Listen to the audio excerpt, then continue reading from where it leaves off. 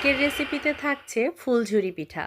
অনেক অঞ্চলে এই পিঠাটি জামাই পিঠা নামেও পরিচিত।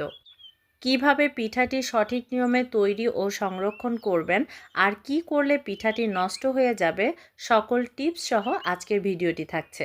চলুন চলে যাই মেন রেসিপিতে। একটা মিক্সিং বলে নিয়ে নিলাম 1 কাপ পরিমাণ ময়দা, হাফ কাপ পরিমাণ চালের গুঁড়া, 1/3 কাপ পরিমাণ গুঁড়া দুধ। এখানে গুঁড়া দুধটা অবশ্যই দেওয়ার চেষ্টা করবেন। আরও লাগছে 1/4 কাপ পরিমাণ চিনি। চিনিটা আপনারা আপনাদের স্বাদ অনুযায়ী বাড়িয়ে বা কমিয়ে দিবেন। অ্যাড করছি 1/4 চা চামচ পরিমাণ লবণ আর 1/4 চা চামচ পরিমাণ কালো জিরা। এখন দিয়ে দিচ্ছি একটা ডিম। ডিমটা যদি ফ্রিজে থাকে তাহলে 30 মিনিট আগে বের করে রাখতে হবে। দিয়ে দিচ্ছি নর্মাল টেম্পারেচারে থাকা দুধ। দুধটাকে আমি আগে জাল করে ঠান্ডা করে নিয়েছি। এখন অল্প অল্প করে দুধ অ্যাড করব আর ব্যাটারটা তৈরি করে নিব। এখানে দুধের পরিবর্তে আপনারা নর্মাল টেম্পারেচারে থাকা পানিও ব্যবহার করতে পারবেন। দুধটা এভাবে অল্প অল্প করে অ্যাড করব আর ব্যাটারটা তৈরি করব। তাহলে ব্যাটারটা পাতলা হয়ে যাওয়ার সম্ভাবনা থাকবে না।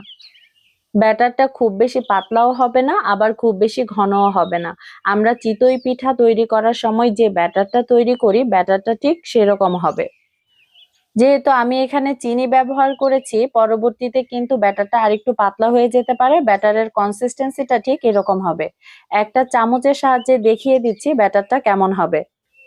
চামচটা ডুবানোর পরে চামচটা সম্পূর্ণ কোট হয়ে যাবে আর এক্সট্রা অংশটুকু এভাবে ঝরে পড়ে যাবে। আমি এখন ব্যাটারটাকে 20 মিনিটের মতো রেস্টে রেখে দেব। 20 মিনিট পর পিঠাটা ভাজার জন্য এখানে আমি সয়াবিন তেল ঢেলে দিচ্ছি। এখানে অবশ্যই সয়াবিন তেলটাই ব্যবহার করার চেষ্টা করবেন। সরিষার তেল দিয়ে পিঠাটা ভাজলে সরিষার তেলের যে একটা ঝাঁঝালো গন্ধ থাকে, এটা কিন্তু পিঠার মধ্যে চলে আসতে পারে।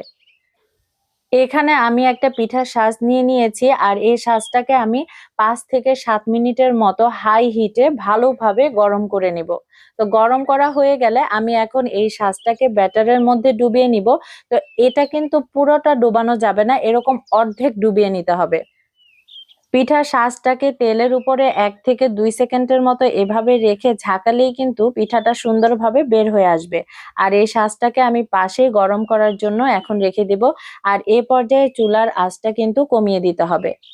আপনারা যদি চান তাহলে পাশের আরেকটি চুলায় পিঠার শাঁসটাকে গরম করে নিতে পারেন, তাহলে পিঠাটা তৈরি করতে আরো সহজ হবে। এই পিঠাটাকে খুব বেশি ভাজা যাবে না, হালকা গোল্ডেন ব্রাউন কালার করে ভাজতে হবে। আর পিঠা ভাজার প্রথম পর্যায়ে কিন্তু পিঠাটা একটু নরম থাকবে, এতে টেনশনের কোনো কারণ নেই। আস্তে আস্তে পিঠার কালারটাও চেঞ্জ হয়ে যাবে আর পিঠাটাও কিন্তু শক্ত হয়ে বেশ অনেকটা মুচমুচে হয়ে যাবে। পিঠাটা যে কোনো একটা শক্ত কাঠি, ছুরি বা কাঁটা চামচ দিয়ে এভাবে উঠিয়ে নিতে হবে। এবারে আমি দেখিয়ে দিচ্ছি পিঠাটা কি করলে নষ্ট হয়ে যাবে। পিঠার শাঁসটা যদি ভালোভাবে গরম না হয় তাহলে দেখেন পিঠার শাঁস থেকে কিন্তু পিঠাটা উঠবে না, এভাবে পিঠার শাঁসের মধ্যে লেগে থাকবে।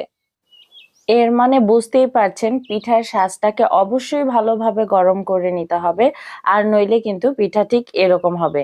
এখন একটা ছুরির সাহায্যে এভাবে পিঠাটাকে ছাড়িয়ে নিচ্ছি। এখন দেখিয়ে দিচ্ছি পিঠাটা কেমন হয়েছে। পিঠাটা কিন্তু অনেক বেশি মুচমুচে হয়েছে। এই পিঠাটা দেখতে যেমন সুন্দর, খেতেও কিন্তু অনেক বেশি মজার হয়। এই পিঠাটি আপনারা যদি কিছুদিন সংরক্ষণ করতে চান তাহলে পিঠাটা ভাজার পরপরই মুচমুচে থাকা অবস্থাতেই একটা এয়ারটাইট বক্সে রেখে দিবেন। দেখেই তো নিলেন পিঠাটা বানানো কত বেশি সহজ। বাড়িতে একবার ট্রাই করে দেখবেন, আশা করি বাড়ির ছোট বড় সবাই খুব বেশি পছন্দ করবে।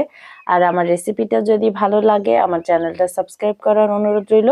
আজ এই পর্যন্তই, আল্লাহ হাফেজ।